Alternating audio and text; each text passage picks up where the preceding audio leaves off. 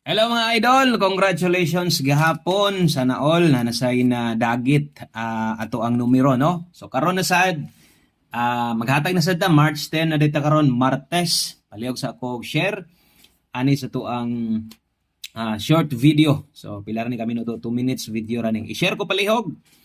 Ay na lang dako na kay nang tabang inyong isa ka share dire isip support na lang pod ninyo sa kuha no sa atong mga effort nga ginabuhat dire at least mahatag yung short video sa inyo once a day no saka busy na to focus sa tong main channel pero nata diri para ninyo so panghiwas da sa inyo og support saan pag support share lang share sa Facebook timeline or na may mga Facebook groups basta related sa Swertres or Lasto kana pwede kayo i-share i-recommend sa mga ka-GCs yung mga kailang mga gataya pwede kayo ay na lang sad no magkatilaw po sila daog Lasto kay bisa kung matunong noon bisan tuod og lasto na lisod na daogon no o sa kagatos ka numero biya na versus kini pila ra ni ka perso 1% rata ta versus 100 combination no so di pod kumpiyansaan kay mangigo mangid ta no mangigo mangid ta basta kay moabay lang ka okay saligi lang gihapon ato ang bagdok lasto 43 kadua 74 ampo mog nay 4 motomoy